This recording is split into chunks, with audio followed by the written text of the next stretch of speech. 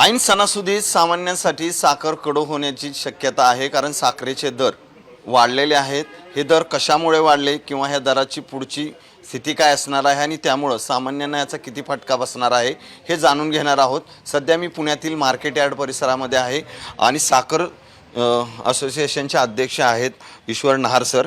Sir, खरं तर आत्ता साखर आता isakal.com आहे देशातील नंबर 1 ची मराठी न्यूज वेबसाईट. प्रत्येक अपडेटसाठी isakal.com ला नक्की भेट द्या. महागली आणि याला सगळी कारणं काय आहेत आम्हाला पहिल्यांदा सांगा. आत्ता साखर महागलीची साखर महागली असं म्हणता येणार नाही, कारण गेली 4 वर्ष साखर साधारण 3200-3400 ह्या रेंजलाच फिरत होती. शेतकऱ्यांना दर मिळत नव्हता.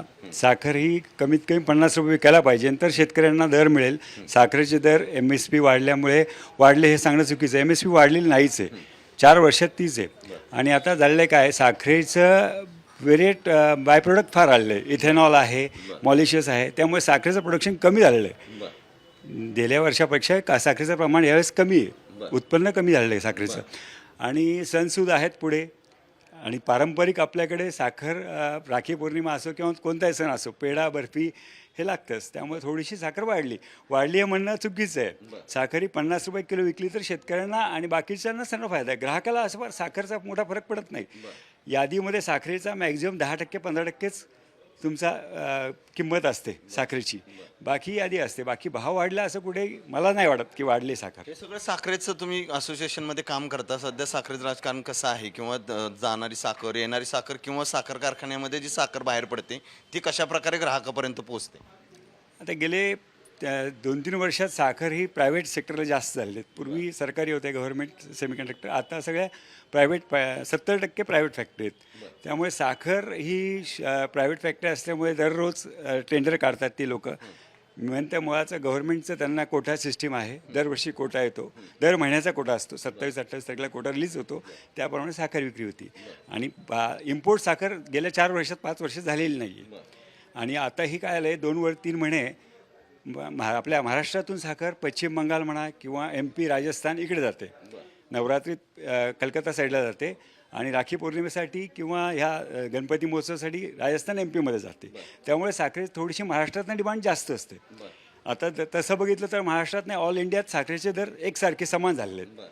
कारण उत्तर प्रदेश हे चांगला आपल्यापेक्षा जास्त साखर उत्पन्न करतो. त्यामुळे असं काय फार मोठं साखर वाढली आहे म्हणणं चुकीचं आहे माझ्या मते. साखर ही 50 रुपये विकली तर शेतकऱ्यांना, व्यापाऱ्यांना आणि ग्राहकांना सगळ्यांना परवडण्यासारखी काही फरक पडत. काही वर्षापासून साखरेचं उत्पादन कमी होतंय, त्याचा फटका बसलाय, कारण ह्या वर्षी साखर कारखाने जास्त काळ चालले नाहीत. नाही, 3 ते 4 महिने साखर कारखाने चाललेत. ही परिस्थिती भयानक आहे. साखरेवरून लोक डायव्हर्ट झालेली आहे. डाळिंब किंवा फळ बाजारात त्यांचा पैसा जास्त होतो. त्यामुळे साखर काय पैशाची शाश्वती नाही आहे. कारखान्यावर माल गेल्यानंतर साखरेची पैशाची शाश्वती कमी गेली. शेतकऱ्यांना भीती वाटते, शेतकऱ्यांना पैसा कॅश येतो. तर डाळिंब झाला किंवा अन्न फळ भाज्या झाल्या ह्याच्यात ते जास्त लागवड झालेली आहे. त्यामुळे साखरेचं त्या प्रमाणात कमी होत झालेलं आहे. यावर्षी पण उत्पन्न कमी झालं? होय, कमी होईल. कमी कसं झालंय म्हणजे उत्पन्न? नाही, कमीच झालेलं ना. हां, साखरेचं उत्पन्न दरवर्षापेक्षा कमी आहे. आणि तशी पुण्यासाठी साखर ही 25 गाडी रोज साखर लागते पुण्यात. 25 गाडी, 25 ट्रक. होय. किती झाली 25 ट्रकमध्ये ती? 25 ट्रक 500 टन झाली. हां, रोजची 500 टन साखर पुण्यात खपते. मग हे सगळं होत असताना आत्ता जे साखरेचे दर वाढते त्याला एक कारण असू शकतं की म्हणजे साखर उत्पादन कमी आहे, किंवा जे जाणार आहे ह्याच्यात. बरोबर आहे, साखर उत्पादन कमी आहे. बाहेर देशात, बाहेर राज्यातही मागणी असते. त्यामुळे ह्या 2-3 महिन्यात साखर वाढते, आणि दिवाळीपर्यंत साखरेचे दर साधारण वाढतच राहतील.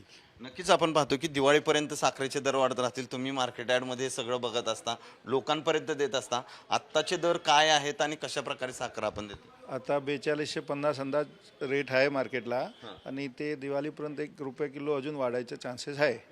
त्यानंतर परत थोडंसं रिव्हर्स येईल, नवीन प्रोडक्शन चालू होईल ऑक्टोबर-नोव्हेंबरला.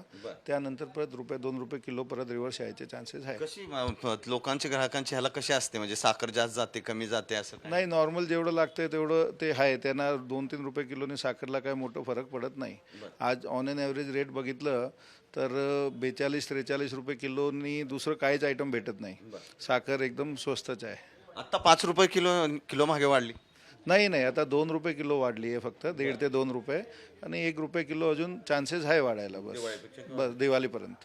नक्कीच आपण पाहतोय की साखरेचं उत्पादन कमी होणं किंवा साखर सणासुदीच्या काळामध्ये खरं तर अनेक जण वापरत असतात आणि त्यामुळं जवळपास दिवाळीपर्यंत ही साखर जी आहे ती वाढत राहील. त्यामुळे आत्ता जरी 1.5-2 रुपयांनी वाढली असली तरी अजूनही यामध्ये वाढ होण्याची शक्यता आहे, कारण राज्यातलं उत्पादन जर पाहिलं साखरेचं तर ते कमी झालेलं आहे. साखर काही भागात आपल्या राज्यामध्ये निर्यात होते आणि त्यामुळं येणाऱ्या काळात साखरेचे दर जे आहेत ते अजून काही प्रमाणात वाढण्याची शक्यता आहे. त्यामुळं सणासुदीच्या काळात हे दर वाढत आहेत, त्यामुळे सामान्यांसाठी कुठंतरी साखर कडू झाली का असं म्हणावं लागेल.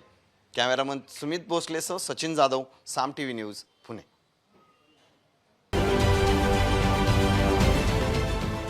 देश विदेशातील प्रत्येक घडामोडींचे लाईव्ह अपडेट मिळवण्यासाठी आता साम टीव्हीच्या सर्व सोशल मीडिया प्लॅटफॉर्मला लाईक, फॉलो आणि सबस्क्राईब करा.